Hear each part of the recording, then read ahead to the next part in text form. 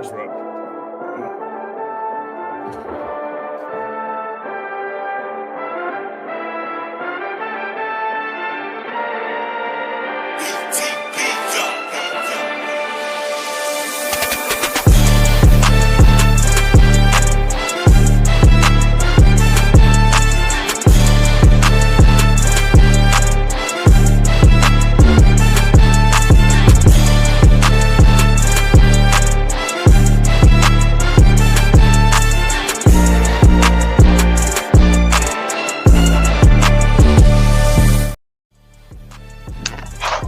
Yes, sir. Geeks all over the globe, guys. Welcome to a brand spanking new episode of Cuz We Geek.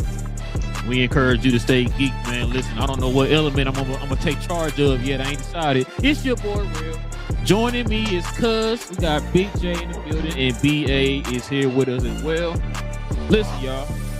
If you're into the geek culture, into geek movies and television, man, y'all in the right place, man. We talk about all that over here on Cuz We Geeks. We do this every Tuesday evening to Saturday morning.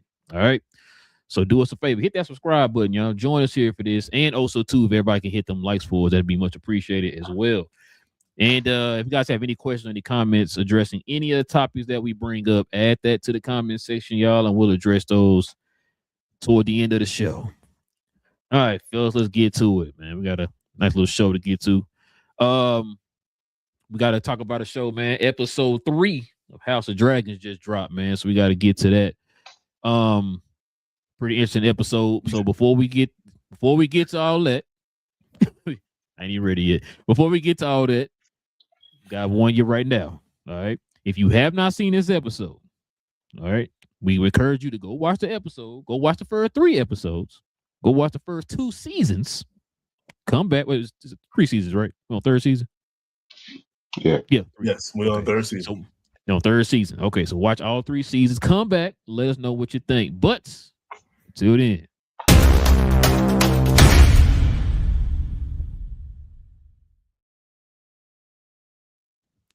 Spoilers. Spoilers. Okay, you heard it. You've been warned. Listen, we're going to be talking about House of Dragon Season 3, Episode 3. Cuz, man, why don't you go ahead and take it away, man? What was your thoughts on Episode 3? I liked how they showed how stressed she was. Like it gave her like with the music, it showed how like everybody was coming at her with different questions. I put this her shortcomings. I know there's a lot of them as far as her leading, but that I put that on her father because he named her as his heir, and then didn't take the time to groom her to be the heir. From having her sitting in meetings to war strategy, all these different situations, and even when it comes to taking care of the people, being able to do these things that will be necessary for her. He didn't. But you gotta remember, because he named her the heir like it's like a last minute thing. Because remember, he No, I know that, but I know that, but once he named her, he should have started going through he still didn't do anything for her, even after that. And yeah, didn't he die like right after that though? No, he still lived there longer. Because remember, he named her, and then he got with Allison, and then ended up having So he had time to be able to groom her up because they, especially like once her mother died at that point, and he wasn't looking to for anyone at that. It's just that's the time frame that he named her, and he didn't do anything to help her. And so I put a lot of that onus on him. She was doing what she could with everything that was going on. She also didn't help herself with like pushing out the hand as well, her hand. But them rats though. When she at the dinner when the rats came out on that plate that she served to the rich people and told them that this is your dinner and I'm taking everything that y'all been hoarding and giving it to the people. I was like, that's how you take care of the people right there. That's how you can win hearts and minds right there. Because the right now, as you know, they're struggling because the the treasure, the hand in the treasure of Aegon the second has spread out the money to the different areas to where like them at King's Landing they don't really have much, so they're just scraping along. At this point, it's going to end up being rough times, not being able to pay people. But yeah, her like I think that was by far one of her proudest moments was serving them folks rats, and then she was actually smiling when it came to giving out food as well. So it's like that sequence of you had all this happening, like you could see she felt overwhelmed. How they had the music going, constantly had people coming up with wanting to ask her stuff because she was the only one available or the only one that these answers could come from. And then it had right that little moment, the small moments of just that glistening. It was pretty good. So it was kind of a switch up as far as like not as much fighting and dragons as from the other episodes, but they did a really good like storytelling with it, and even for when it came to the air that was the fake air, the swap out and Oh yeah. Oman. It's going to be a lot. So I didn't read the story before this, but now I'm doing an audiobook. The audiobook is 26 hours and it's a lot, but I'm working my way through it. But at this point, this has been fantastic. Listening to it and then also what's happening within the show as well. I'm loving it. It's just good storytelling. I know I'm not supposed to love it per Big J, but I'm enjoying it. It's good storytelling. I when it meets my expectations of good storytelling, you add dragons, you add black folk with dragons as well. Like these are checking so many boxes, and yeah, I enjoy it. What you got, BA? Speaking of black folk, we're not going to not bring up Mr. Court or Courtless Hmm. or whatever his name is. Yeah, And it's Sea how Snake. he called out Shorty, Yeah. saying, "I did Hmm. all these things for you, I without questioning. I Hmm. didn't stand by my brother as Hmm. Damon sliced my man his face in half. Um, my riches have been burned down. Hmm. My fleet has been destroyed, although Yep. we won. You know what I mean? I did all these things for you. My wife is gone Yep. because of this. Like I did all this for you. And the one thing I asked, One thing. You're right. you can't deliver. I'm asking my bastards to be, to have some type of pride next to their name. They need to be a Valorian just like I am. They are that. Hmm. And for her to um, not go with that is shameful. I get it though, right? Because the more you do stuff like that for bastard kids, people gonna look at her own offspring. Like, they're not. We know they're not real. Like, we know they're bastards too, right? Like we kind of know that. But the thing is, she's down to one, right? Her Hmm. and Damon kids are more Targaryen. They full blooded Targaryens. Legitimate. Yeah. You would Yeah. all Yeah. She only had two bastard kids. They're gone. she had Jason, three. the other one.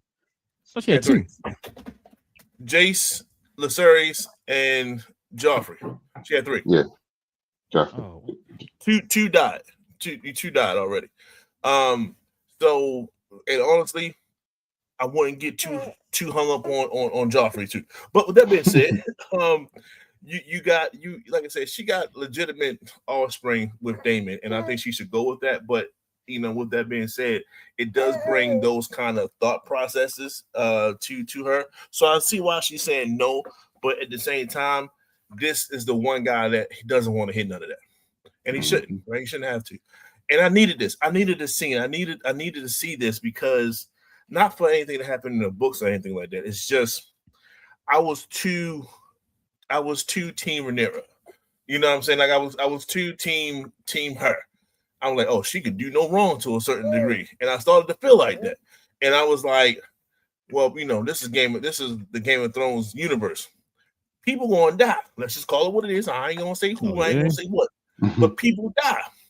And I was like, if she dies, like, I'm gonna feel heartbroken from this. I need something to weigh that heartstring a little bit. This was a scene. This was a scene because in my eyes, she's a part-time racist in my eyes. So I'm gonna go with that. I'm gonna go with that, and that's what's gonna hold me down for the future. That's all I had, bro. That's all I had, dog. So that was one thing. Two, I guess the dumb ass of the day goes to Damon. Like, so you went to this place and you got this rider, this dragon rider, and you noticed that the dragon didn't budge. He didn't move. If any dragon would have seen their dragon rider gets taken in a certain way, they're going to react to, they're going to get they're going to get like, they're not going to stay the same as if nothing's happening. Damon, as one of the best dragon riders that's out there now, he should have picked that up along the way. So shame on him for not doing that. And luckily, Allison picked that up on it. So that's another thing. But I was saying, like, I don't understand, or I don't see how this show can operate after the first two joints or whatever, because it's like, how do you follow this?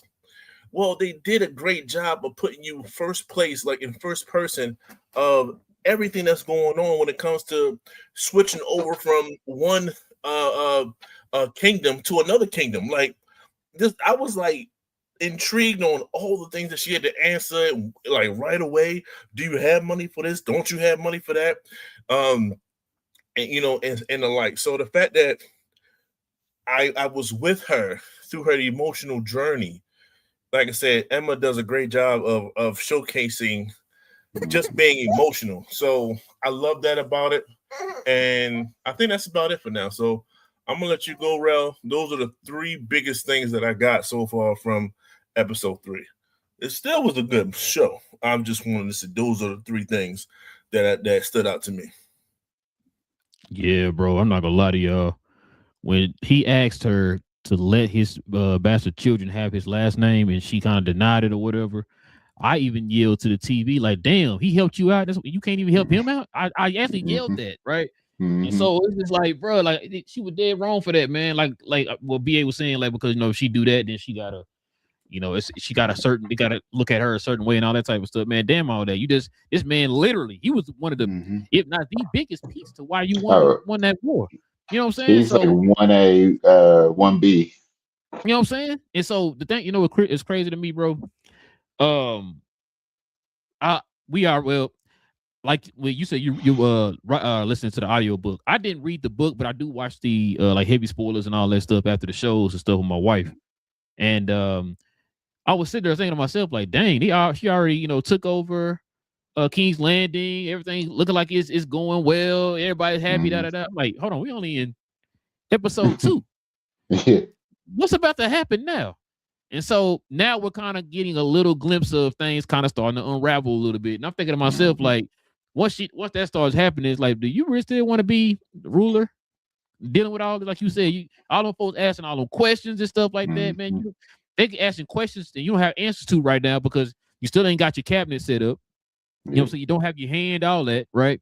You just found out that all your gold is depleted or whatever. It's like, so what? Yeah, you know what I mean? So it's like, which is why she went and she invited all those noble people there to kind of raid their houses and take stuff out of there, man, just to survive and be able to take care of the people there, the hardworking people who are being hurt by this right now. And it's just crazy. It's like, bro, what did Aegon and them do while she was over somewhere else? Like, what y'all doing the whole time? It's like, man, and that type of stuff happened, you know what I'm saying, in today's time. But anyway, yeah, that was just crazy to me, man. Like I said, this episode was a trip. Like BA said, you got to kind of see things from her perspective. But like, hey, soon as she landed there, everything is starting to kind of, you got to hurry and make quick decisions. You got to have answers for everything, all that type of stuff. You're getting that right now in this episode, which is kind of giving you a glimpse of like, dang, Heavy which as the yeah, head. heavy is the head that wears the crown, man. And then we're Mhm. starting to get that here. It's crazy, bro. Like I said, this episode, I think like what BA said, is different from the first two episodes. We had straight action and all that stuff. Mhm. With this one, it was straight storytelling.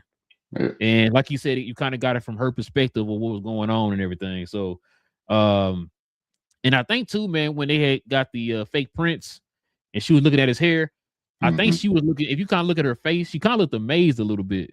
Like, Yeah. dang, I could have did this the whole time. You know Yeah, what I'm she saying? could do it to Yeah, hers. could have did that to her kids or whatever, right? It would have Mhm. been no questions. But yeah, bro, this show's pretty good, man. Right now, this season is pretty good right now. I gotta give it to him. Mhm. What's your Kyle Can rating on this episode, kills? I would drop it below 1 and 2, so I'll give it like a 9.1, 9.2. And Okay. like I said, it's a like I guess overall you would see it as a bad episode compared to the other ones, but it was still a really good episode. It just wasn't the same, but it was still like really great storytelling. Because even with the other two, it was great storytelling, but it was just so much action, so much just carnage happening. And with this one, it was like without the carnage, but it was just great storytelling and moving the story forward. So it's still over 9. Yeah, I'm with you. I give it a 9.1. Like I said, love the episode. Like I said, got mad on that part where she couldn't hook up the sea snake, bro, with his kids and all that Yeah, stuff, man. Hook yeah. a brother up. He been out Hmm. here doing all this stuff for you and everything. Literally lost his family in his castle and all that stuff. Damn near Yeah, lost all his soldiers and all that stuff. He yeah, did all this stuff for you. Look out for the guy, but yeah. we'll see All how he that has goes. at this point is his name. Because you don't want to start, burning bridges with the Hmm. people who help get you there. You don't want to Yeah. start doing that. So that's the most interesting part right there. And then because well BA's not here, we're gonna get his Kyle Can rating. But we'll turn the page here, man. Y'all let us know in the comment section, man. If y'all been watching House of Dragon, y'all let us know what y'all think so far of season 3. The first 3 And episodes of also, season 3. if y'all read the story or listened to the audiobook, let us know as well. Like I Cause said, you're gonna that be look 26 Jack hours. Jack Jack Jack gonna be in college, man, by the time you finish that book, bro. I'm gonna tell you that right now. Man. But all right, bro, we can turn the page here, man. We can get to this main topic, man. This has got a lot of people. Oh, BA, you back? What's your Kaioken rating, man, of the episode 3? Can't hear. Can't hear. You know, in my mind, I came through with the fire just now, but then I was muted, right? So, Yeah.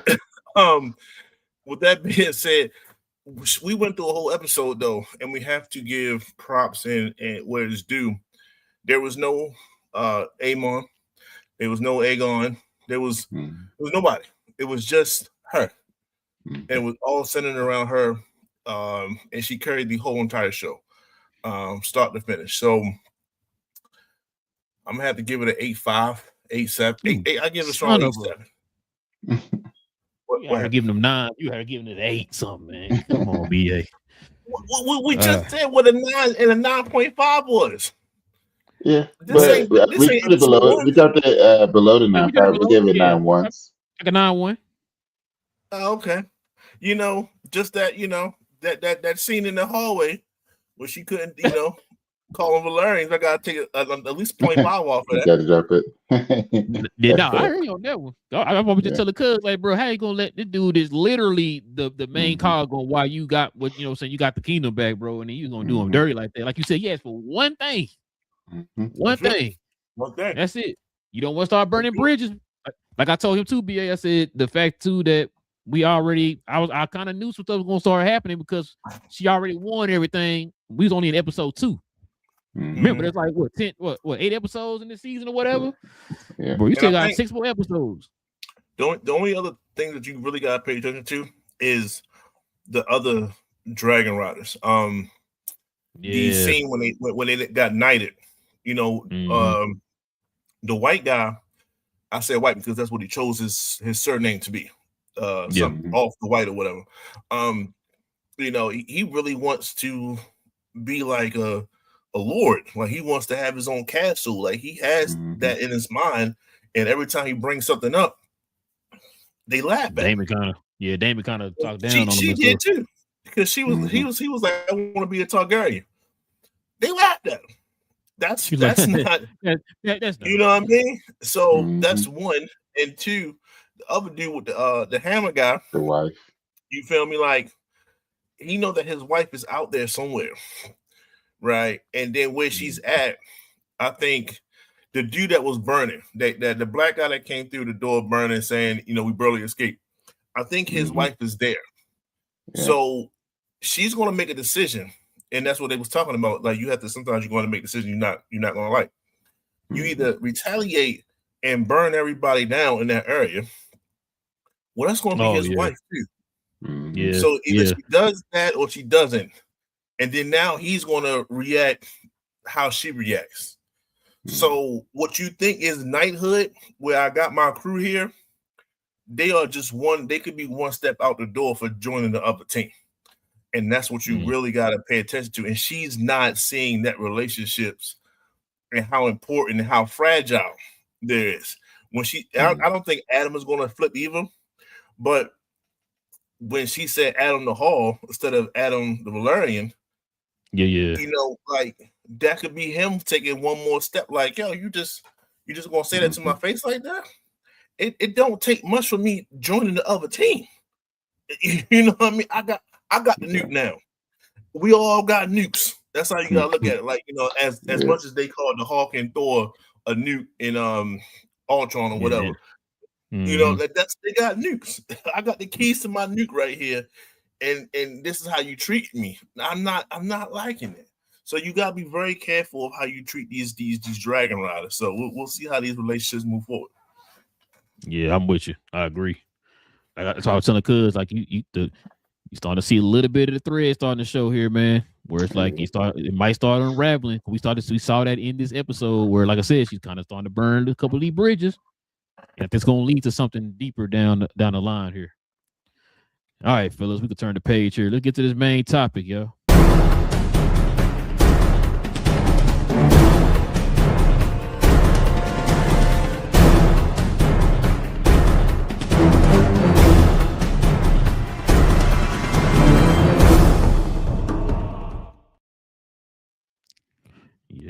Yep. So this question right here, this topic is going around the interwebs. I think I sent y'all a video of a guy kind of going off on this topic.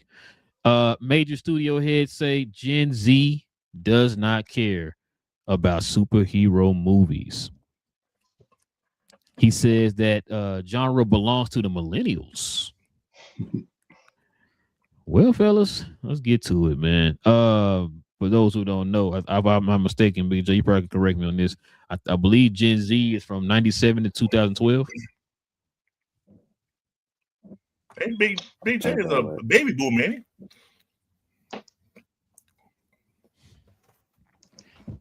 Yeah, that's true, BJ. Whatever you said, it's true. I said I was about to say something, but since I don't cuss, Gen Z is 97 to 2012. Yeah. So yeah, I'm Gen X.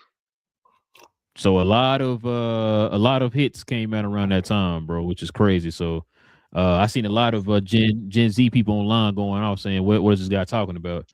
But what else explains the kind of that disconnect from this genre of movies to what's going on with, say, like the box office and why certain movies aren't performing and all that type of stuff? Gen X showed us. And baby boomers. But let me get your thoughts on this, BJ. What's your thing, man? I saw somebody talking about that. He was saying basically that he made the analogy that superhero movies are what my generation thought of as the westerns, which our parents watched them, but we didn't get into it because that's all And you remember from like the mid 50s or late 50s to the early 70s, late even early 80s, it was all western movies. Everybody has to do a western. And they kind of died out, people just kind of got tired of it because we thought that was for old folks. And so they're trying to apply the same thing. I think some of that could be true that they don't identify because, like I said, kids never read the comics. You know what I'm saying? These kids have never most of these kids never picked up a comic book or been in a comic shop. Nope. So, to them, if it wasn't on the Marvel stuff that they saw as kids, that we dragged them to, then doesn't mean anything to them. So it's like, I can get that. I still think, once again, I can always fall back to my same thought process on all that stuff, though. That if you present people with good stories, that if it's a superhero, if it's a Western, if it's a duck, they're going to go see it. You know what I mean? The people going to go see what's good. Okay. What you think, BA? So, like you said, we're talking about ages 14 to 29, right? That's what they will be now, or at least around that time period. So, I guess the main issue is it's the younger. I don't even think it's it's Gen Z. I think they're wrong. If anything, I think it's the generation maybe after that. So whatever, 2013 to Alpha. Okay, let's go with that. Right. So I think it's mainly them because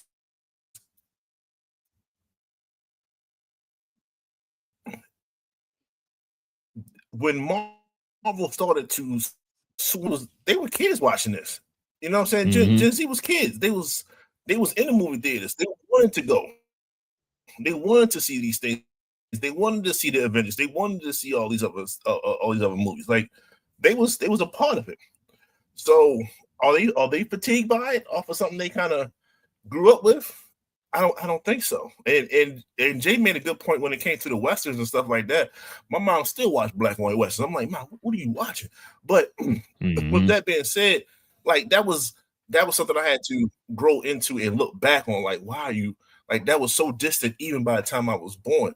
And the reason why I'd say is the next generation that's more so at fault than Gen Z is because if you was born 10 years ago, in a sense, you caught the downswing of Marvel. Like, you know what I'm saying? You caught the downswing of everything. Even the DC, the DCEU and stuff like that. Like that was all done. You know what I'm saying? You catching a movie here and there, and that's what you're kind of growing into. But you don't have the same connection anymore.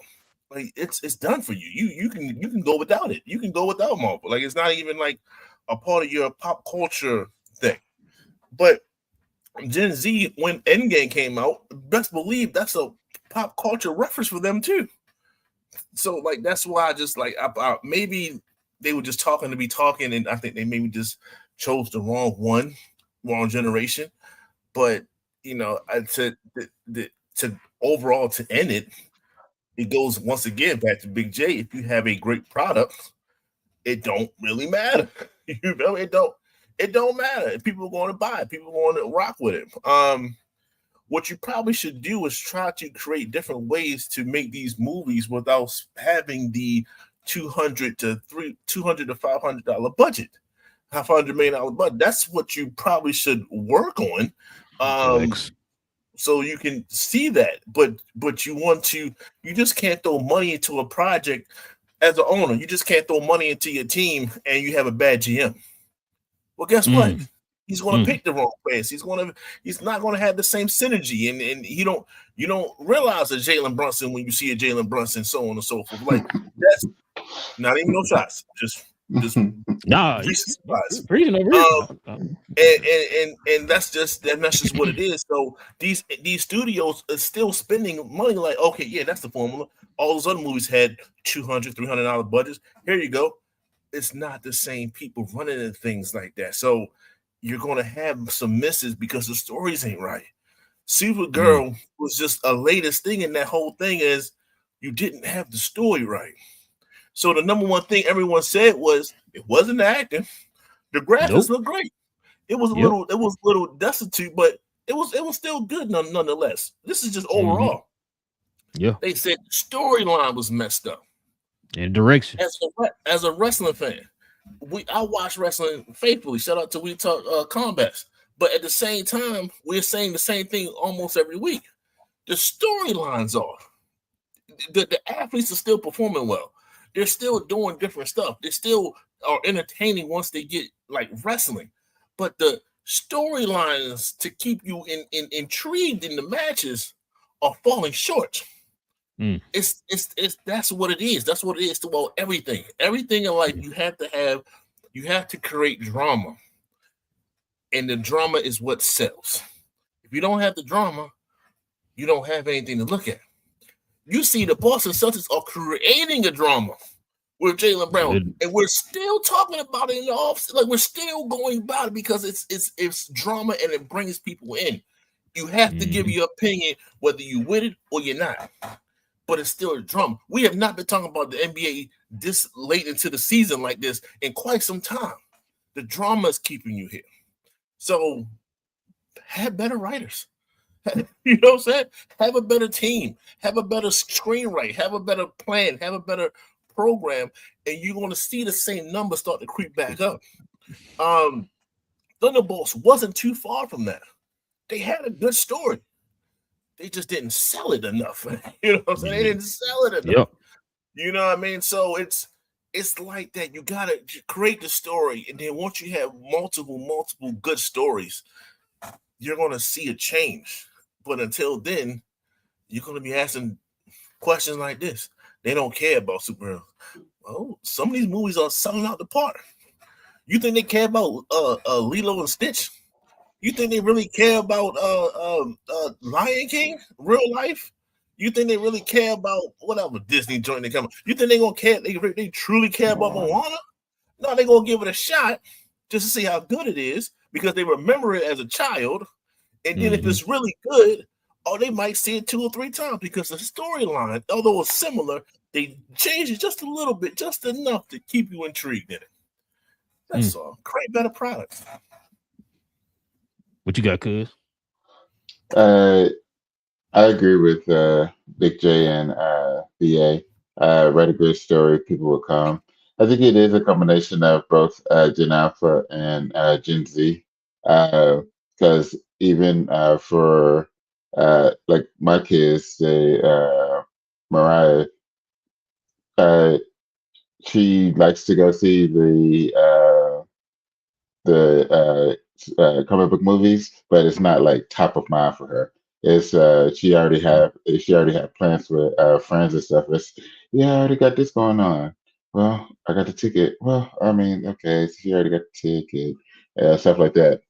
She was Man. letting know like when it came out and stuff like that. So like it's stuff like that. It's like, well, since you already did it, I'm gonna go ahead and go. But if I wouldn't have had the ticket, then she wouldn't have like seen Supergirl. So just so yeah, that's where your Gen Z doesn't care much about it, and then for Gen Alpha is I know I haven't taken Jack to see any superhero movies just yet. It's like he's not ready for that, but he's also towards the younger side of Gen Alpha as well. But trying to do my part as far as like read them Miles Morales and stuff like that.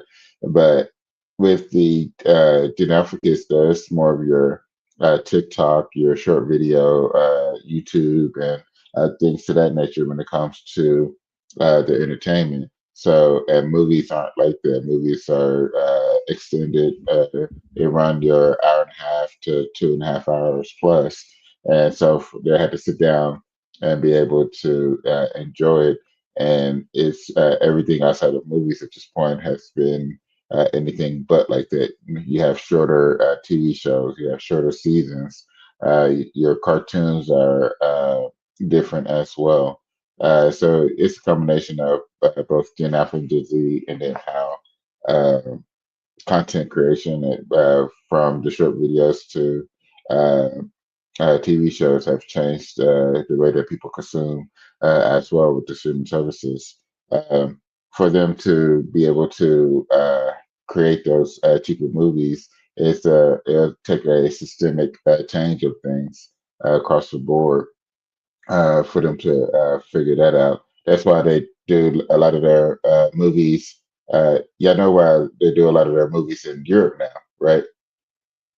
It's Oh yeah, good money. medical. Well, Yep. yeah, they save a Oh ton yeah, of yeah, money, that too. but Yeah. now you can hire all these folks, and you don't have to worry about medical because it's universal healthcare over there. So that's the Mhm. movie studio saving money on that part. So it's just stuff like that. where it's a systemic. So it will take a ton of changes for them to start being able to save money, and also like what BA said, like they have to get smarter with it. You have to get smarter people and better writers as well. You have all this content. We got to start having your directors and your writers to read the content, a little bit of the content before they actually put it out as well, just so that they can understand. Like I said, you don't even have to go verbatim of the story, but at least have the heart and soul, understand what the heart and soul of the content has, and then you can go ahead and write it, and then hopefully give us something good from that. And that's where a lot of the feelings is based. So it's a combination of different things that has led to drop off with Gen Z and Gen Alpha. What you got, bro? What you say, BJ? You say something?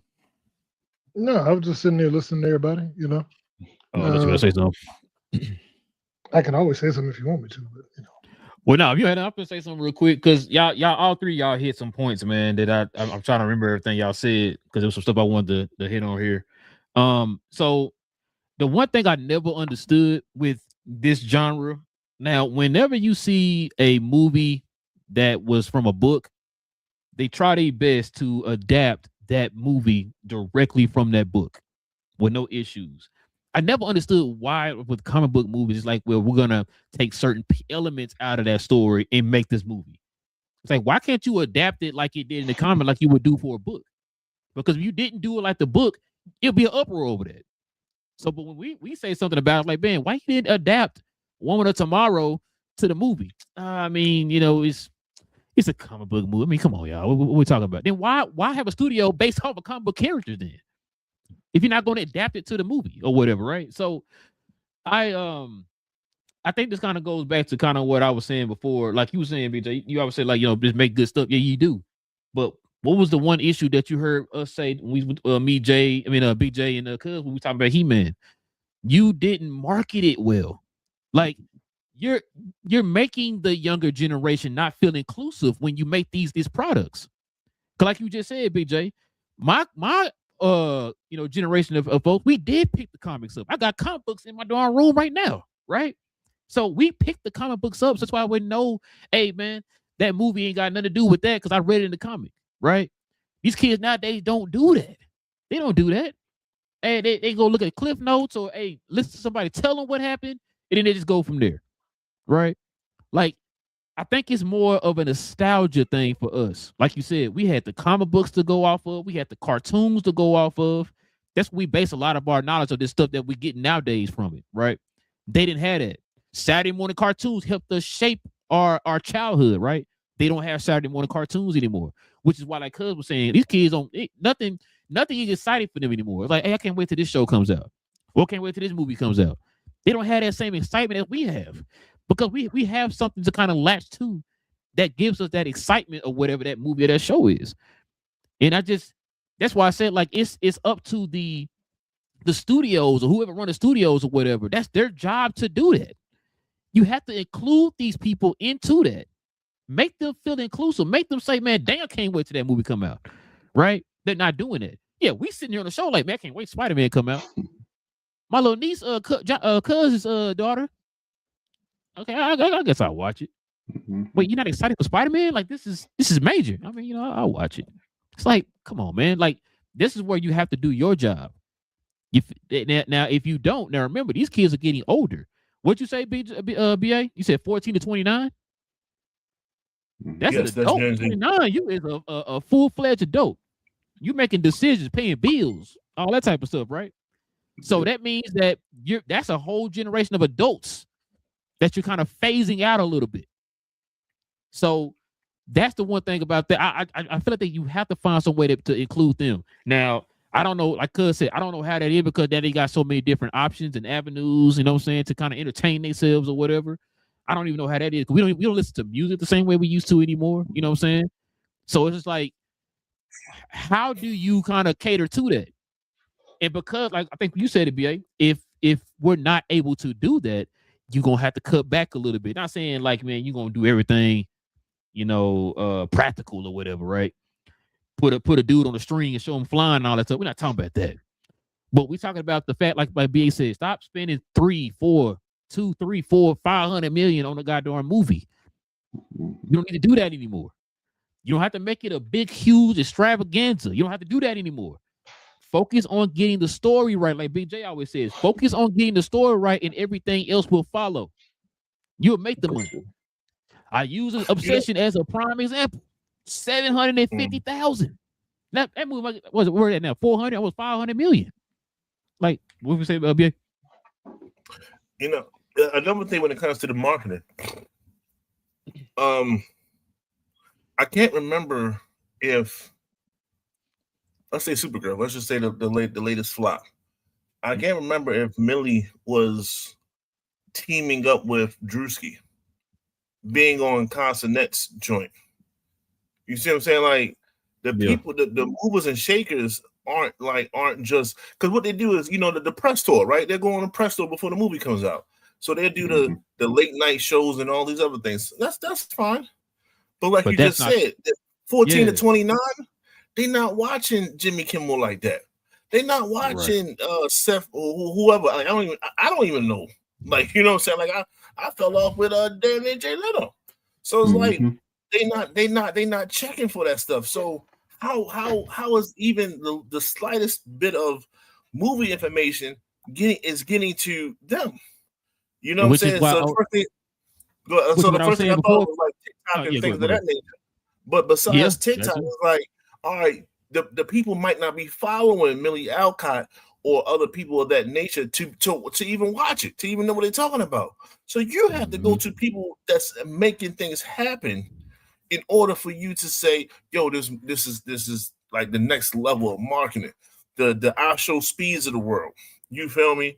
You gotta start connecting with these younger guys, Mr. Beasts of the world and things of that nature. You gotta start connecting with them because they're the new age, damn near media gatekeepers.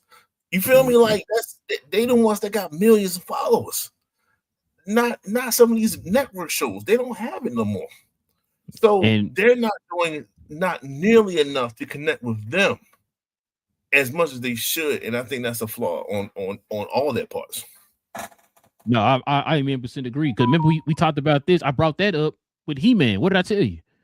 Me and Cuz went with our family to the movie, and everybody in there dressed up as, you know, Skeletor, He-Man swords, all that type of stuff. But they around our age group though. Yeah.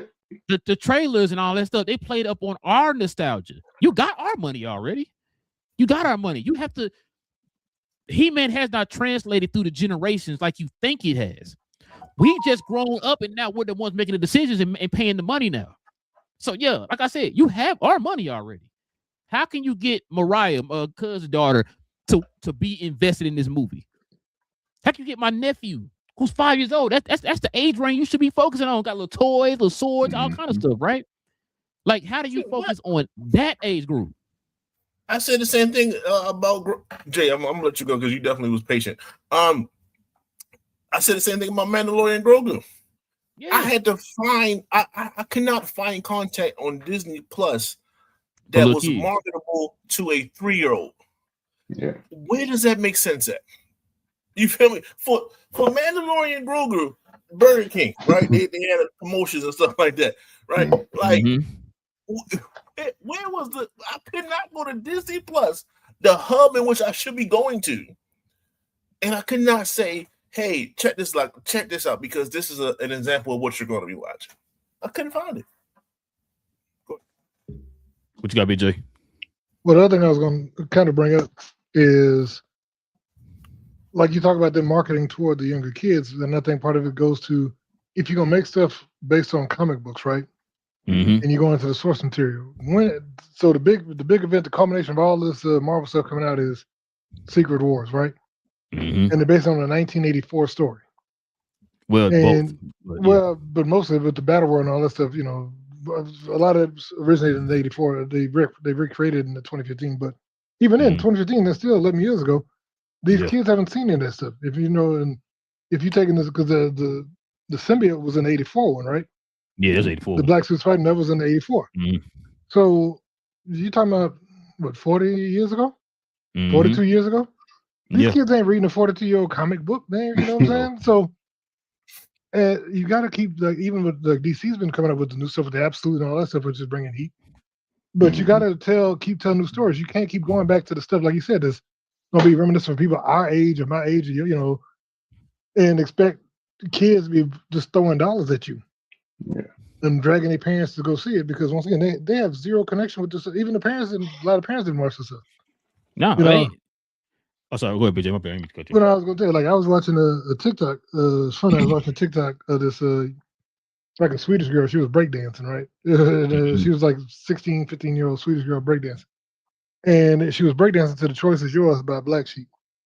And I was like, man, I'm like, her parents were probably toddlers when that song came out because that song was like 40 years old, almost 40 years old. And I'm like, that's crazy. You know what I mean? But and that's the same stuff we're looking at with this type of media. When you're remaking stuff, you know, stuff that was when Kevin Feige was a kid. You know, Kevin Feige was in his mid to late 50s, but he's making stuff that he remembers as a kid and he romanticized about. Same thing with James Gunn. James Gunn likes these weird, obscure characters, but like I said, none of that stuff connects with people. Don't like he's a good storyteller, but if you're gonna go pull characters nobody ever heard of, you want people to care about these characters nobody ever heard of, and be invested in this universe that you're building with like clay faces and you know what I'm saying, and the Jimmy Olsen TV show, and you know, like that's not how. Yeah, that's how you build an underlying universe and all that. But that's how you flesh it out once it's built by, But you can do Andor once you've had 9 Star Wars movies. Right, You know, right. you know what I mean? You go back and do Andor and tell all the this was happening in the background, all this stuff. But you can't start off with, okay, this little dude that nobody cares about. He's a junior reporter. We're gonna do a whole series about him. You know, and we're gonna do a whole series about this other dude that you ain't never heard of. We're gonna do the Authority. But once again, like I said, you might get hyped for the Authority, but nobody ever heard of the Authority. Nobody knew about the engineer before the Superman movie. Nobody knew about Mr. Terrific, like the Mass Bastard. They never heard of these characters. So that's why I think the downfall of DC. I think Marvel, like I said, they're mining old material. So you saying with DC is self-inflicting? Oh yeah, and like I said, but it's he's playing to his strengths, but that's not how you build a universe. You got to build a universe from the top down. When you're doing it, you have to, like I said, you got to build your pillars and then flesh all the rest of it out. If you had Superman, Batman, Wonder Woman, then you do Justice League, then you can bring in all these extra characters that you've introduced already in their movies. But if you can't go Superman, or then let's go Peacemaker. Peacemaker was a good show, great show, but it was a miracle that show was a hit. You know what I mean? Because I think it was because of John Cena being John Cena. If it wasn't if it was just a regular dude, people be like, huh? Peacemaker, this is stupid. You know what I'm saying? It's like Vigilante and all these you ain't never heard of, but they put these out in front of you and want you to care about it. And like I said, he did a good job making you care about it. Yeah. But it's like couple things, BJ, because you hit some points there. One, like you said, we talked about it before, with you flushing out the universe. I think you asked this question before. Is James Gunn being stubborn? And then 2, is there anybody in his circle that can kind of be like, Jay, that might not work? Because, like you said, I don't make millions of dollars, but I can sit here and tell you, it's like, hey, we said it a million times on this show. I know who Booster Gold is.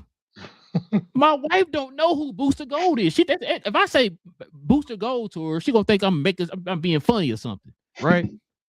Your job is to not, you are to establish these characters and stuff like that. But what made Marvel successful when it first came out is the fact that they did establish their pillars.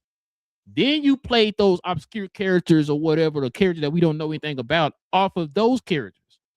That's how you learn that's how you learn about those characters or whatever, right? They're not doing that with DC. It's just like, hey, whoever come with the script first will make the movie. It's like, bro, but that's, if you keep continuing to go down this rabbit hole, knowing what you know from previously with the DCEU, you're going to hurt your brain before it even takes off the ground.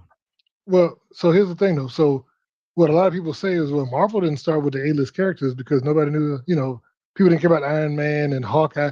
And that's because Marvel didn't own any of the A-list characters. When Marvel Studios started, I'm saying, but guess what they did? They made Iron Man for $2.15 too. Yeah, I know. You know what I'm saying? So that was one of their pillars. Make it for very, like I think what BA was saying. You make it for very cheap, right? You establish that character. Now they did that. You got your core of Iron Man, Hulk, Captain America, Thor. That's your core right there. Then you play the Widows and the Hawkeyes and whoever else off of those characters. But you have your guys established now. Now you can branch out your universe with those guys being your pillars. Why you think they've been failing since Captain America and Iron Man left? Because you didn't reestablish another pillar. You had those pillars were there. You didn't reestablish that. So once you take them out, what's up? Who we got? Now I know Chadwick Boseman dying kind of hurt a little bit of that too, but you see what I'm saying though. But what we say, BA? You know, I guess the other side is, you know, when you talk about James Gunn is, well, what made him like uber successful? It was Guardians, right? Like the fact that you took this relatively unknown characters and you made them into what they were. Well, once again, this particular scene in which he did this, right? Like you remember that was from the first Guardians, right? That scene doesn't work. That whole character of these guys don't work unless you see the clean cut version of the Avengers and all these other guys. You see what I'm saying? So it showed like, oh, this is like a gritty kind of they a little different. They a little bit hard edge. It gave you the opposite of a Steve Rogers, of an Iron Man, of a Bruce Banner. It gave you the opposite of them. So it gave you people to want to like, oh, okay, it's an interest level. There's drama there because they're not like the other guys. They're a little different. They do their own thing. So if he made his fame off of that, and then I think he kind of lost it a little bit, where as though he feels as if anything I touch is going to be good. Not even direct or produce or whatever. Just anything I touch, I have the Midas touch. Right. You don't. You still need to go back to what got you to this point. And to your credit, to everyone's credit, it's just you establish your foundation. Your foundation is not one person. There's no one center point when it comes to a house. It's multiple anchor points here. You feel me? To solidify. But you do need to build that foundation though. And then you go up from that. If you want to add another wing or something like that, then cool. Yeah. Supergirl is a wing. Once you got your foundation. We ain't got the foundation yet. There you go. Couple things too, BA, because you preaching. So remember, y'all gotta remember this.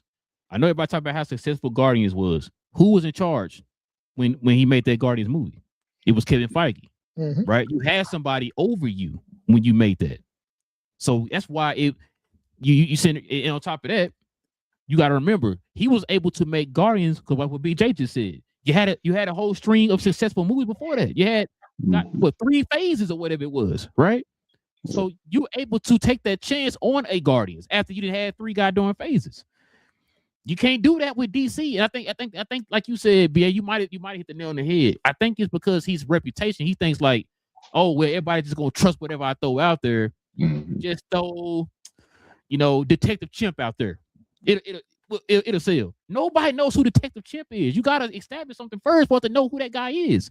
You can't take that chance yet until, like you maybe just said, you don't have a foundation built. We've talked about this so many times. Why do you think people are saying, hey man, where Batman and where Wonder Woman at?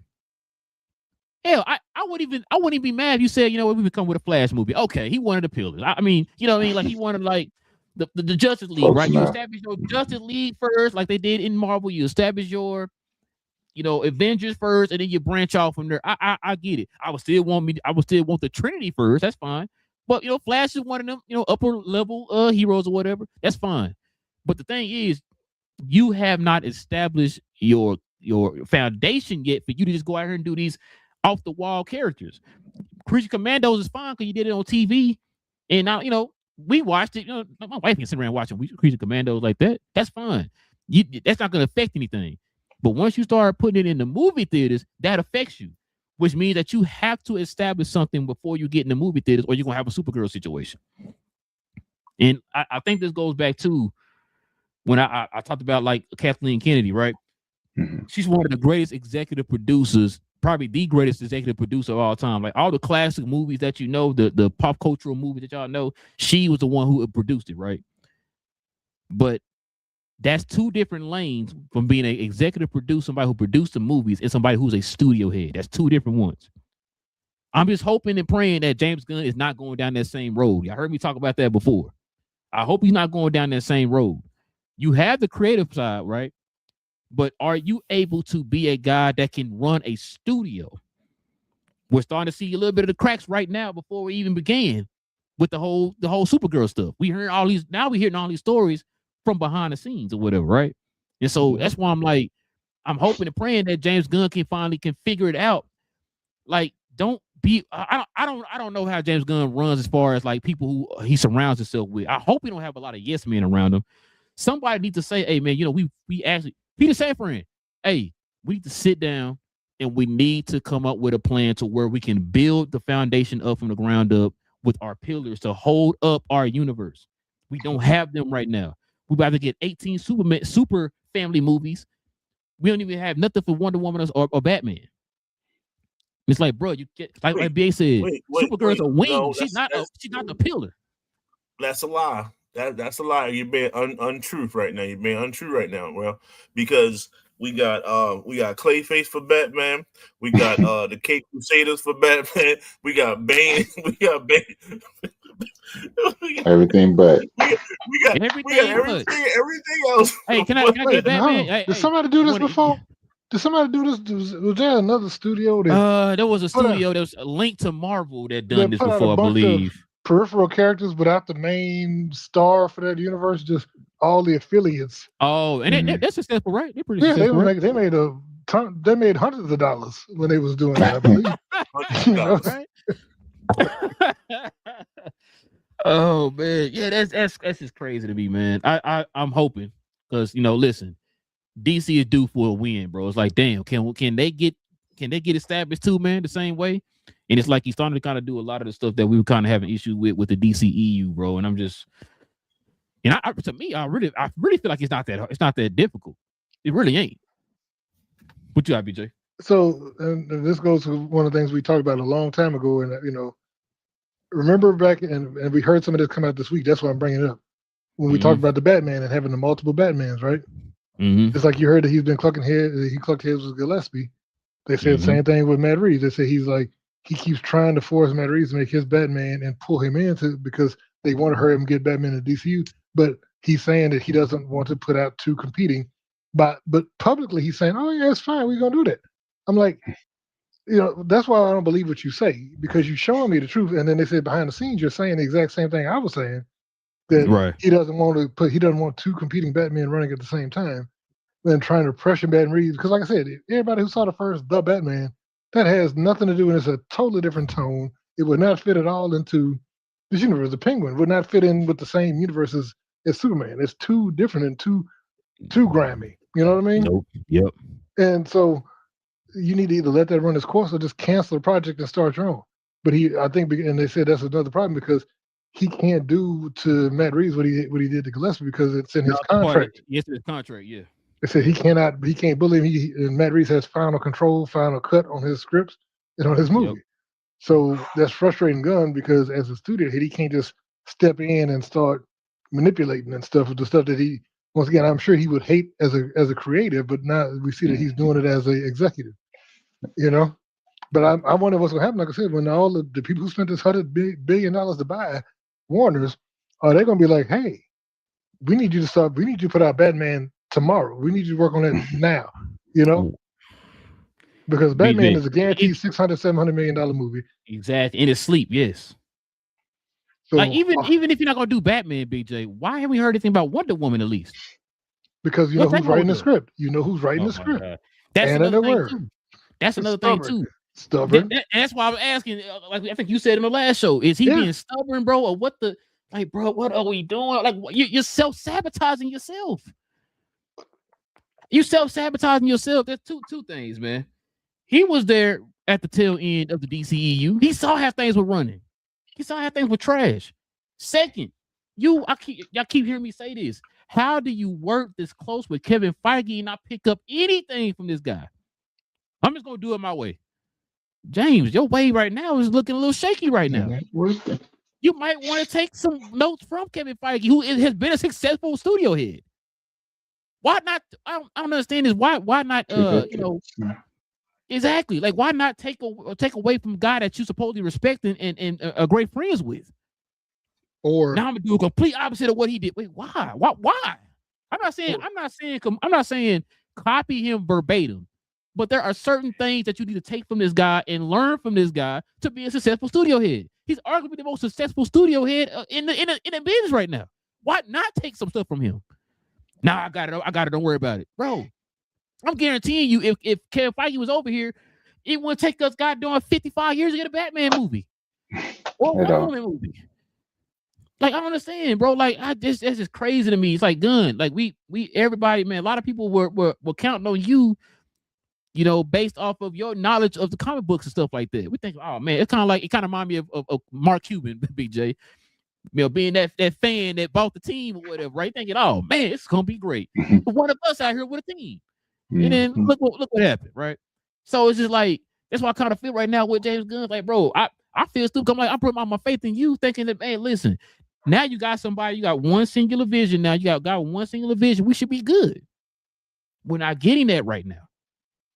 And it's like, I don't blame people for going online saying they don't trust it or I think this and that or whatever. I can't. What do I have to point at? One movie? No, because you're doing a lot of questionable things right now. Shout out to Big J. He called it out. He said he kind of the third domino was that last episode of Peacemaker season 2. We were like, no, he's fine, bro. One little hiccup, he's fine. And now that's translated over to what's going on with Supergirl, the very first movie that you had nothing to do with the direction. You had nothing to do with writing the story or whatever. This was your first chance to show, hey, man, you a studio head. How you gonna lead them into making a successful movie? We ain't get that. The other thing I keep hearing, though, is people like to compare it to the MCU. And they were like, well, Iron Man came out and then you had the Hulk, and the Hulk wasn't a huge success. But I'm like, you can't afford to have those missteps anymore. Especially you just came from DCEU. Yeah, as much as these movies cost and for the production, you can't afford, like BA said, and we said this too.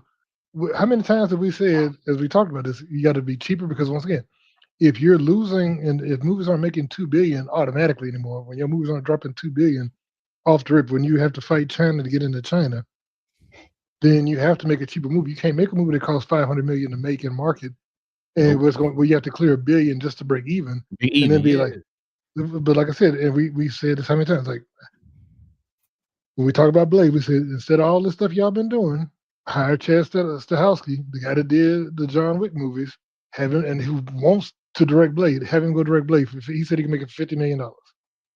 That movie would probably make $800 million. And then all of a sudden y'all be like, oh wow, this is great.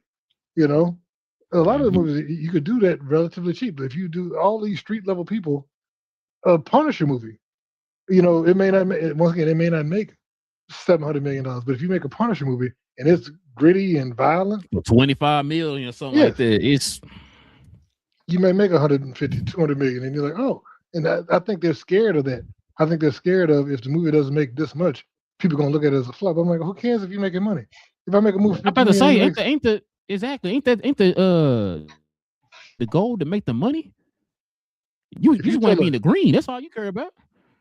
Make something good, make it pop, make it, like I said, make it cheap, make it good, and that's what you do. But they don't want to do that. They're like I said, they're scared of, because like, oh man, people said Quantumania, it only made $400 million. It was a flop. Well, you spent 180 and $200 million to make the movie. So yeah, you barely broke even if you broke even. But if you spend $60 million, like I said, if you make like Sinners, I think I look at Sinners only made $400 million at the box office for a $25 million budget. Ain't nobody complaining about that. Nope. Nobody's upset. Like, oh man, the same thing with what was it? The first. Well, I was gonna say no, the first Jordan Peele movie. Get Out. Thank you. I'm gonna say stay woke. Get Out. I think it cost a couple $1 million to make, and then made like $500-600 million at the box office. Then that should show you the formula. Everything doesn't have to be $400 million budget with all this CG effects and tons of reshoots and all this stuff and all this fat that you got to trim. Make it cheap, make it lean, and go let it make money for you. And if you do that, then you could do the big box office blockbuster because you've Yes. made enough profit to cushion yourself just in case something slips. How But do you keep the think Avengers got made, BJ? Right? They kept their they managed their budget on the movies. Mhm. The movies were successful. They made money off the movie. Okay, bam. Now we established ourselves. Now we can make this $200 million movie now with Avengers. This one $200 million movie and be profitable, not making billions or whatever. So yeah, you're right. Yeah, well, listen though, but like I said, I mean, I think Clayface could be one of those that's good and cheap, but I think if you lose people with the second movie, like I say, if people check out because of what they've seen from the second movie, are they gonna come back and trust you again for the Clayface movie? So I was gonna say something about the Clayface movie. I think this is a different situation with Clayface for this reason. What's the hottest genre going right now in Hollywood? Hard, but what happens if the studio panics? Like I said, if they overcorrect and all of a sudden we see him coming back in, if James Gunn reinserts himself and like we need to dial this back instead of R-rated horror, we need to make this PG-13 because we need to make sure this makes $400 million to make up for the last movie. We needed some more needle drops in this one. Bro, We need Cyndi Lauper dropping in the middle of a fight scene with him. You know what I'm saying? if you're not gonna let the people direct the movies, then you just go ahead and direct every guy doing thing. That's what I gotta say, bro. Just let the folk. Like I said, man, when we talked about that Gillespie part, I was like, man, that just that's crazy. That was a little weird. It's like that's not Gillespie. Like, what's going on? And then now we got the story we got behind the scenes and all that stuff, where like it's pretty much was a James Gunn production. You know what I'm saying? Like a fake James Gunn movie or whatever. So I mean, it is what it is. You saw. I don't know if you saw. Some people said though, if James was smart, when they saw that the movie was doing bad, and I know he was trying to step in and save it, but they were like, you could have been like, hey, I had nothing to do with this. This was I let him go run, and this was the movie he wanted to put out. You know, I just heard what greenlit John it. said. You said should have bad girled it. Yeah. They said they knew beforehand it was bad. From what I was hearing, it was getting. They said low 60s on the reviews. They said it was when they were doing press screenings and not even press, but just the audience screenings. Audience screenings. Yeah, they said they did multiple.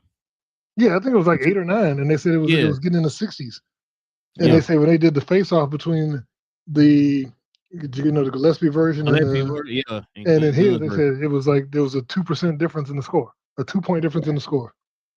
And they said because they said Gillespie's version had the villain was more fleshed out, Krim, because that's one thing we complain about. Like, who is this dude? Why is he here? There's no. He's just I'm a bad guy that likes to eat your food. That's all he was in the movie. He was every time you saw him, he was eating. Oh, is that a pie? Oh, did you give me some? Is that a cake you made for me? Oh, I'm eating her cereal while I kill a dog. That's all he did. We don't know why. And then he was snatching girls to traffic them. Like there was no. He was just a bad guy that did weird stuff, but he was bored. You know what I mean? There was no backstory. There was no nothing. There was no motivation. Nothing. All right, y'all. Let's go ahead and turn the page. Let's get into this real quick hit news, man. And we can call it a night, fellas.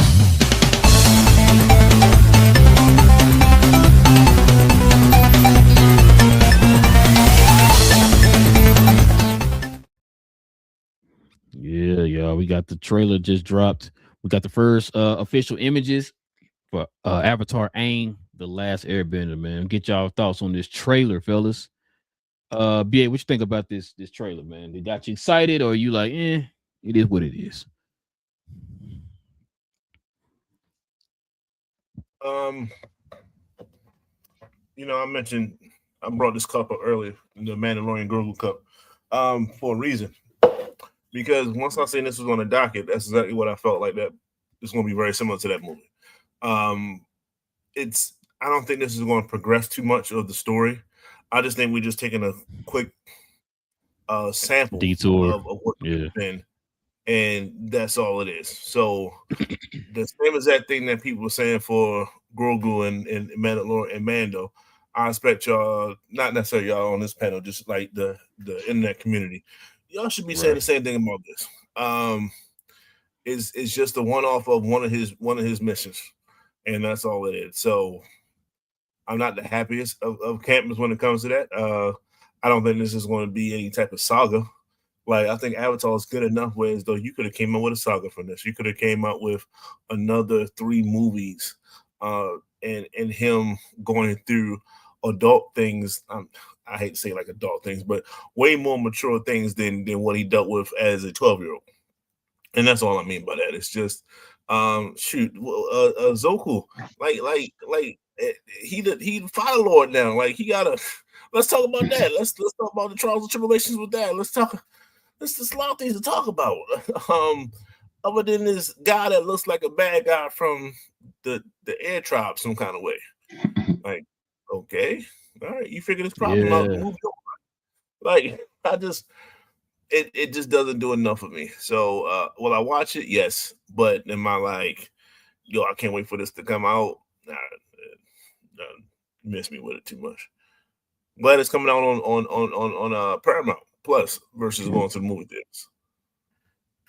So they're talking about doing multiple spin-offs too. By the way, I've got to let y'all know that. So it's Not the gonna way be to do some it. other. Yeah, it. So they've been trying to establish that little Avatar like universe somehow. You know what I'm saying? So, but we'll see, man. What you got, cuz? What's your thoughts on the trailer, man?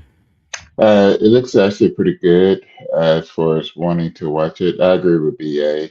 It's definitely, I think it's being used as just a jumping point. It won't be anything too significant. They just, like you said, they already have a plan for other movies. So it's just going to be something to pull people in just so they can set up everything else. Like that's literally all it's going to end up being is uh, go ahead and hey, y'all know Avatar, so we're gonna drop this. Okay, now we can go do everything else. It's yeah, it's gonna be pretty insane if they try to do it. Hopefully, we'll do some good storytelling, but no promises. But I mean, I'm gonna watch it either way, but For I sure. definitely wish it would be something that would be instead of like that little hey side quest type of situation. I do wish it would be a moving forward story, but yeah, if it gives us to be able to see the rest of the Avatar team, some of their stories, I think that will make it pretty interesting if it gets to that point. So we'll see. What you got, picture? You're not watching. Nah, well, maybe probably not if it's on Paramount Plus. But Yeah. yeah. So my thoughts, like I said, it looks interesting. The only problem I have is I noticed they did something that is creative. We've never seen it before. We have the main character fighting someone with the exact same power set as them. That never happens in these movies. So I'm glad they're trying something new. You know what I mean? I hope it takes off. I hope it's not anything that disappoints people. Or maybe they even catch on and other movies start copying it too. You know what I mean? But like I said, we just think it seemed like they was kind of safe. That's like I said, in doing that, I think it's kind of a cop out. Could have did something else. Because when I saw the trailer, when I saw the other guy who had the exact same, who's another airbender, I'm like, oh, he's gonna be an evil airbender. Okay. Yeah. So it wasn't like, oh, and then all of a sudden, oh, look, they all fighting. I'm like, yeah, what else gonna happen? You know? So it's like, it was kind of predictable. Even the trailer was predictable. So I'm like, I'm sure the movie's not gonna be like shocking. It looked good graphically, from a visual standpoint, it looks cool, but we shall see. Couple things. Um, the one negative I had to say too about this, because BJ mentioned some other ones, I guess I can talk about too. I didn't like the Avatar state, how he looked. It looked real plain. Even in the animation of the Nickelodeon show, the Avatar state kind of glowed a little bit more. You know what I'm saying? Show more emphasis on that. It just like his face like his eyes just blue. That's it. It's like they gotta fix that before that movie comes out. Chances are they're probably not. It's probably what we're gonna get. But other than that, the animation was Other than that, the animation was pretty fire, bro. I'm with BA. When we heard this premise coming out, I literally thought they were gonna have the older Aang. Because matter of fact, in Korra, BA, remember when they used to go back and like show like flashbacks of Aang doing stuff? That's what I kind of thought. I thought that was going to be the aim. We were going to see the flashback I think a aims. lot of people. I think a lot of people thought that off top was what we said before we got on. And so when you see this, I mean, look at him. Like he doesn't. This is not the dude that I wanted to see. You know what I'm saying? This little, he look like an adult kid. Like, you know what I'm saying? Like, if you want to Didn't even classify put it, the like beard on him or nothing. Yeah, like nothing. Like he still looks the exact same way, but just a bit taller. Like, yeah, what we doing here? Like, we live action show. going in the wrong direction. Yeah, I agree with you. I tell you, I heard the secret that they're gonna hire the crew for Invincible to do the touch-ups for the special effects. So no worries. Yeah, like I said, I did that. I was watching the trailer. I was like, why they do the Avatar state like that? There's no glow to it. I'm like, what are we doing? And so, well, one thing I will say, fellas, we're gonna find out why this movie didn't go to the movie theaters. Because remember, it was supposed to go to the movie theaters, and so it's gonna be on Paramount Plus, like what Big J was saying. So it drops on the 25th. So we'll see. Like Big J said, I definitely agree with the action. The action looks. I mean, the Avatar action in any form is fire. Like the live action, the animated. Yeah, it normally is fire. You know what I'm saying? No pun intended, but it'd be pretty good action or whatever. So yeah, we're gonna see, man. I agree with you too, Big J. I kind of said that too. Like, and then on top of that, the Airbender showed up the same way Aang did in that ball of ice. Mm-hmm. Like you're not now. Remember, the Aang was in the ball of ice because he was in the Avatar. The Avatar state protected him. Which is why he was in that ball of ice. Why is he in the ball of ice? Yeah, that's weird. The fact that they're setting up to be just like that's what I'm saying. When they showed him in the ball ice, I'm like, well, wait, that's how Aang was.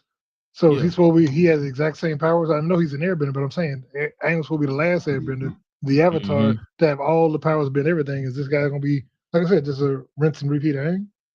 And then on top of that, like the airbenders are peaceful nomads.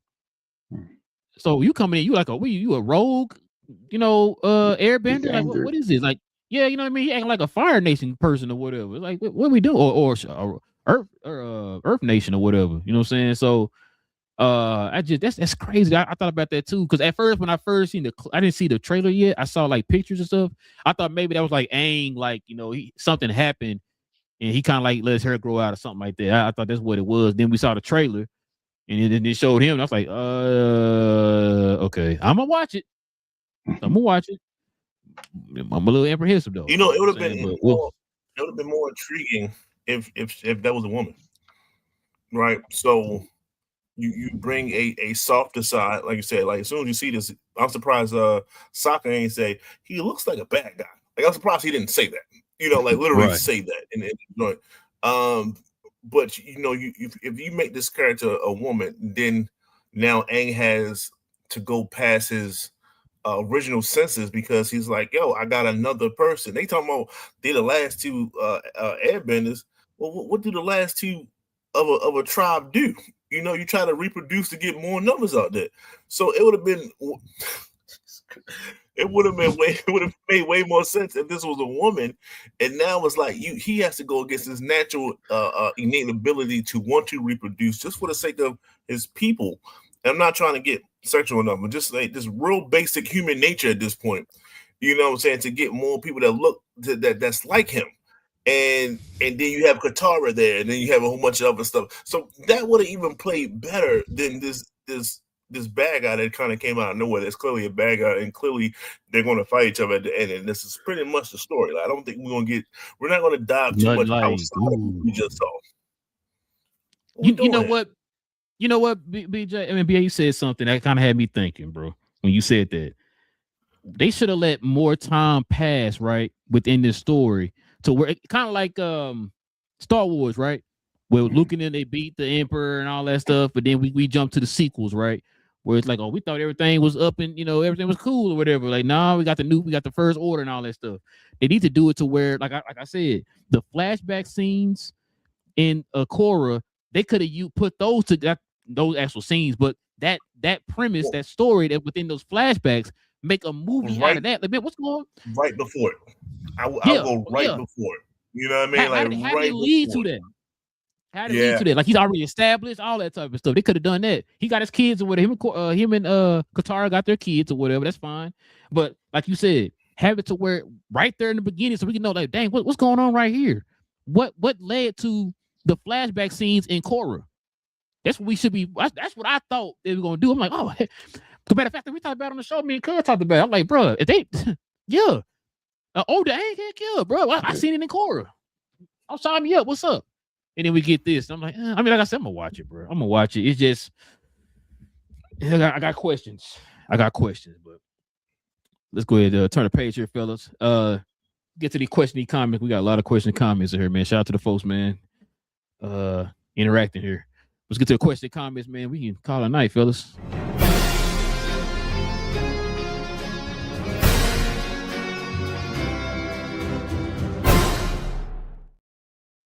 All right, man. Let's see what we got up here first, y'all. Shout out to Sylvester. He says, I think one of the reasons why comic book movies are dying is there less consequence and less suspense. Now, if a character dies, that's meaningful. A person can just go back in time and save that person. It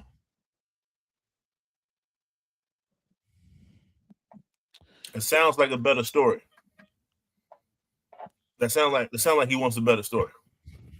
he wants a better storyline. He wants more drama. Yeah. So I guess he wants more like it's like, hey, really feel like there's a risk. You know what I'm saying? But here's the question though. Yeah, go ahead. In comics historically, who are the only two people whose deaths cannot be reversed? Uncle Ben and Ted Cord. Everybody else comes back, right? Yeah. So that's the nature of a comic book story. Like everybody come back. Like NERD, nobody ever really dies. Yeah. So I mean, I guess it's where we get it from. It's from the comics or whatever. A lot of people keep coming back or whatever, or have options to bring them back. You know how it is. And don't be surprised, a lot of people gonna come back after Secret Wars. Pluto says also the actor playing the real Darian. Darian. From He's Game playing. of Thrones. He's playing Link. I think I did hear about that. Excuse me. He playing Link in Zelda. So I can't wait to see what he looks like in this as a preview. He says he looked way cool when he briefly saw him in episode 1. So hopefully the acting matches. Yeah, man. Yeah. Matter of fact, we might get some Zelda news probably during Comic-Con here in a couple weeks. Pluto says, Gen Alpha doesn't care about Hollywood. It's not just superheroes. They're growing up in a phase 4 to 5 Marvel, the DCEU, post Aquaman and Wonder Woman, the worst era of Star Wars. Damn. Disney remakes after remake.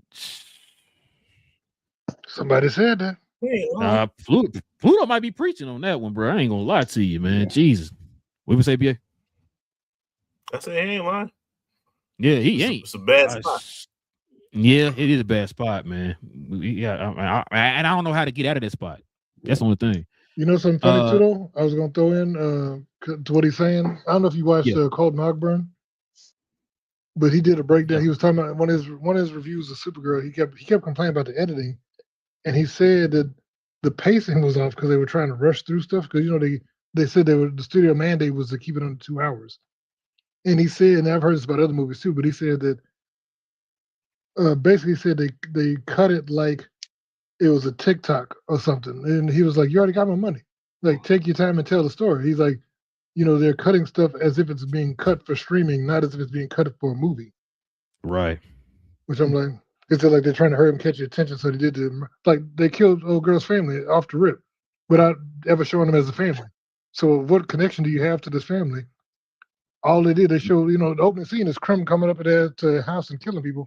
Yeah, you ain't see him eat dinner. You ain't see him play. You ain't see it. No. That might have been flushed out in Gillespie's cut. Probably so. Mm-hmm. So yeah, you're right. Pluto says no, they had all the MCU. They would have been 10 when Iron Man and Batman Begins came out. Oh, he talks to Salam on that one. Okay. Stefan says hello. Welcome to the channel, Stefan. Welcome to the channel. Pluto says I'm technically a millennial, but only by a year, so I don't agree with this at all. My younger sister feels this 100% though. He said I took her to Finding Dory, and she was so disappointed because she loved Nemo. Oh yeah, I mean I like Dory though. Mm-hmm. Was it Finding Nemo? No, but I liked it. I thought it was good. But yeah, no, I hear you on that, Pluto. I hear you on that one, man. Sylvester says, I feel like there are fewer memorable character arcs. The original heroes like Iron Man and Captain America had long, satisfying journeys. Yeah, many newer characters haven't had the same level of development, which is what I was saying.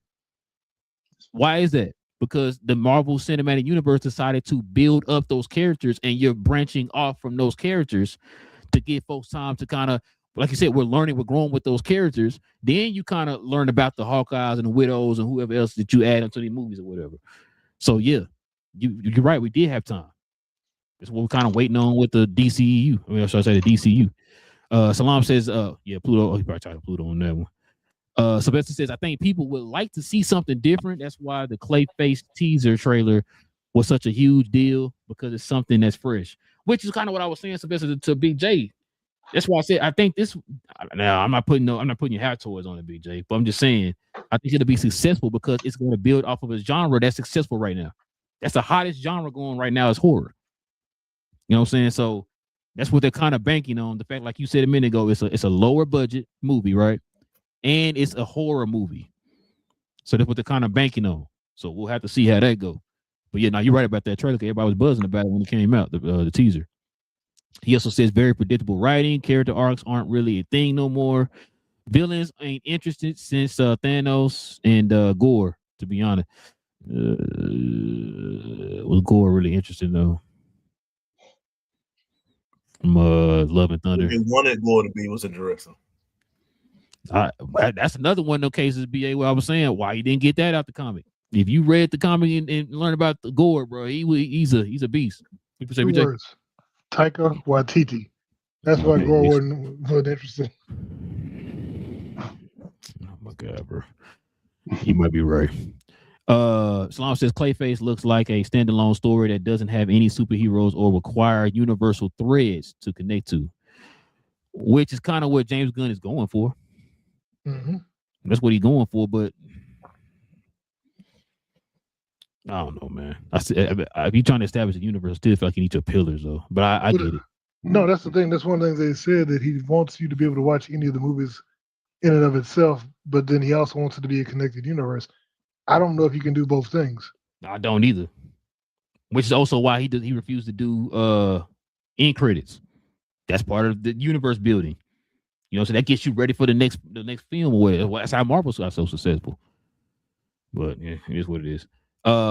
We got Derry in the building, man. He says James Gunn universe is dead after Supergirl. He also says Iron Man also had 40 years of history before the movie. Yeah, he had 40 years of history, but Supergirl's been around since. Yeah, Supergirl been around a long time too. But the thing is, yeah, we know of Iron Man. I always use an example there. My wife is not a comic book reader. She doesn't know anything about these characters outside of what I tell her. But she does not know about these characters. She represents the majority of the people who go to the movies. They don't know who Iron Man is.